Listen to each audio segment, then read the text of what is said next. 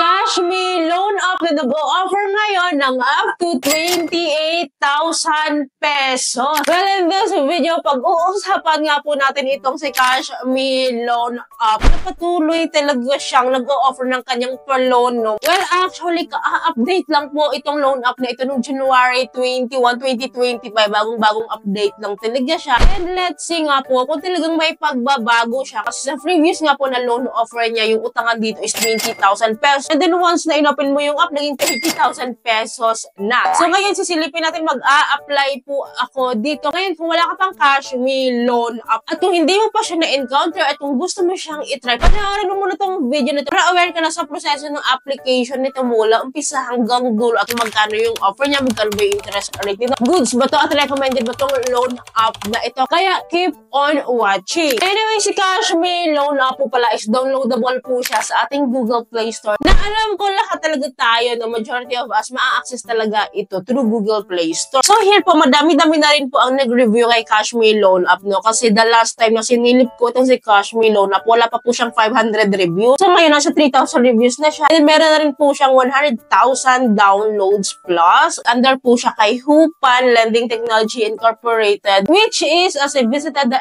SEC website, at nandun nga po siya, licensed to operate po siya. Legit po siya kasi naka-register. But ang dami kasi ngayon guys, no, na naka-register naman sila sa SEC. Pero talaga ang daming red flag sa mga loan up ngayon. Kaya nga po sinisilip natin na patuloy tayo nag-a-update. Dito kumusta na ba itong mga loan up dito? Kasi ayaw na natin magka-problema in the long run. Kung sakaling hindi tayo nagkakaroon ng update dito, hindi na natin namamalayan na may bagong update pala sa mga loan up na ito. Well, sabi po ng ads niya dito sa Google Play Store, offer daw sila ng loans to all local age, 18 years old to 60 years old. And ito na nga po yung sinasabi ko sa inyo na nag-o-offer po siya ng up to 28,000 pesos. And one government valid ID lang po yung hinihingi po nila dito. Well, without further ado, download po natin yung app and then i-open po natin. So here po, we need to consent to collect, process, and store our personal information. Kasi usually naman sa mga loan up talaga nangingi sila nito para ma-access po natin yung kanilang loan application. So agree ko lang po itong portion po na ito.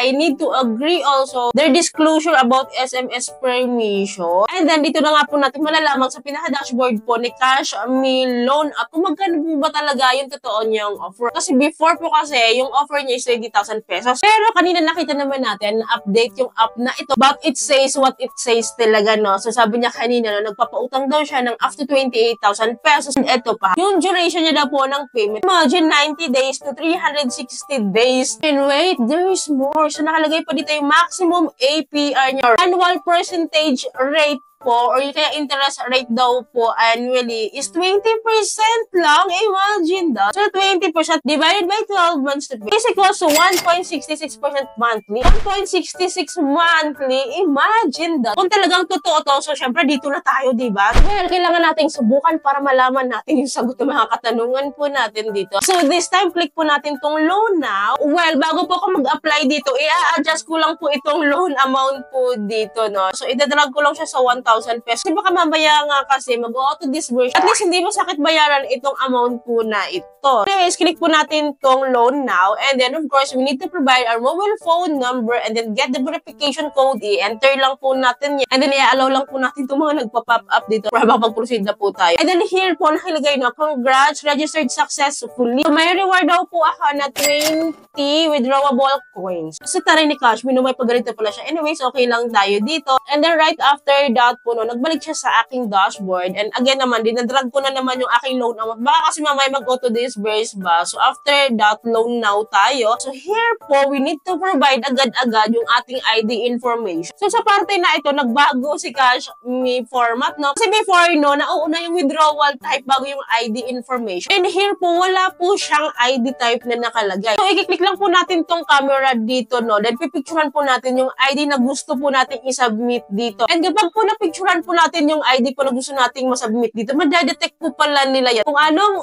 uri po ng ID yung sinubmit mo. Just like for example, on my case, voters ID yung sinend ko. So, na-detect po nila yun na voters ID po yung ginamit ko. po. So, it's up to you kung ano po yung ID na gagamitin nyo, kung ano yung ID na available nyo. Basta make sure na government ID po yun kasi yun po yung nire-required po nila. I-check lang po natin dito kung tama po yung ating details. Dito kasi naka-auto fill up na po siya. Tama naman po lahat. So, ang kailangan ko lang pong punan or fill upan po is yung aking gender, and then dito po sa baba, educational level, marital status, number of offspring, home address, email address, and then reason for loan. So, kapag ma-fill upan po natin yan, next po tayo, which is our work information. So, here po, we need to provide our monthly income as well as our occupation. The next step po is the contact information. So, here po, nagre-require po sila ng Facebook username. So, yes po, nagre-require sila dito. Hindi po tayo makakapag-proceed kapag hindi po tayo naglagay dito. So, username lang naman po yung hinihingi nila. We can write down our name. And of course, kung ayaw nyo namang ibigay, so lagay nyo lang na none or NA. Kayo na pong bahalang dumiskarte dito. Pero kasi, kapag may ganitong Facebook username, no, medyo alangan tayo dito sa mga ganitong loan app kasi hindi talaga natin bet itong mga ganitong loan app na nagre-require ng Facebook. Alam niyo na yun kung bakit. Well, anyways, kapag napilapan na po natin ito, agad-agad, which the last step is the withdrawal information. So, here po, pipili lang po tayo dito kung e-wallets ba or bank accounts ba natin. Ipapa-withdraw yung ating perang na loan dito. Sabi niyo po dito, no, ito na yung pinakamabilis na makareceive si GCash e-wallet. Well, after this, naka-processing na po siya. So, aantayin lang po natin. And then, right after that, nakalagay po under evaluation daw po ako. Nantay ko talaga siya within 10 minutes. Hindi naman sagad na 10 minutes talaga na ibibigay nila yung result. Nung binalikan ko po yung app, nakita ko po nakalagay na dito, sorry. Ibig sabihin, rejected po tayo.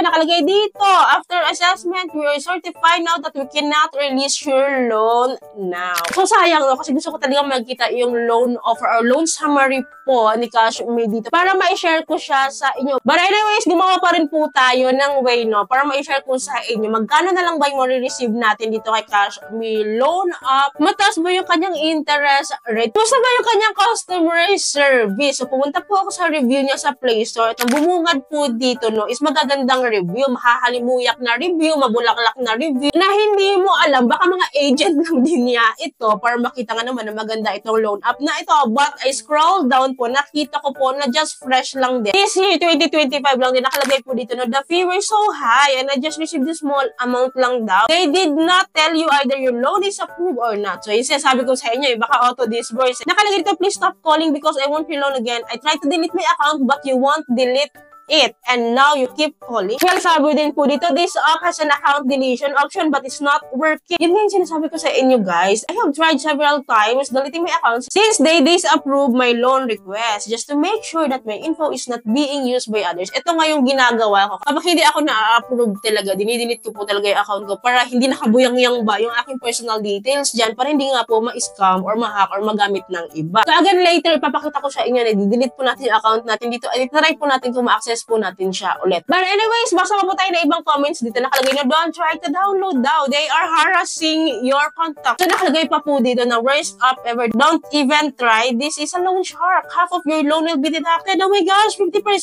and you have to pay in 6 days. So diba, hindi man tayo nakapag-loan dito. Hindi ba natin nakita yung loan summary niya. Pero may mga naka-experience kasi. So mga ganitong 50% na lang po yung marireceive natin. Papayag ka pa kapag ganun yung marireceive mo. Well, this time, dinilit ko po yung account ko. Pumunta po ako sa aking account and then dito po tayo sa settings and then under po ng settings nakalagay dito account and security and then account deletion. So click lang po natin yan and then i-confirm lang po natin ito. Since wala naman akong loan dito, pwede po akong mag-delete. So confirm lang po natin and agad-agad po wala na yung account ko. So this time, try natin ulit mag-log in. So nilagin ko po yung account ko, guys. And as you can see, legit nga po na kahit mag-delete ka ng account dito, nandito pa rin yung record mo. Nakalagay pa din po dito yung reason kung bakit ako na-reject. So legit nga po na walang kwento yung pag-delete natin dito kasi na-access pa din, nakakapag-login pa din tayo. So this is unsecured and ayoko tong loan app na ito, hindi ko po siya recommended sa inyo since ganun din naman ang review sa kanya, nang harass daw po sila. At saka half of the loan amount nga po yung interest rate. So gugustuhin pa rin ba natin dito? Well, it's up to you pa din kung gusto nyo pa rin siyang ituloy, decision nyo pa rin naman masusunod. Anyway, sino sa inyo dito nakapag-try kay Cash Me loan app? Kumusta yung experiences nyo? Paki-comment down below naman po para aware din po yung iba nating mga viewers dito. So yun lamang po. Ayaw po may natutunan kayo sa video. Ayaw po nakatulong tong video sa inyo. Kung gusto nyo yung video, please don't forget to like, share, and subscribe. Click yung bell button po. Lahat po ng videos ko is updated and notified po kayo. Yun lamang po. Thank you po for watching this video. Bye!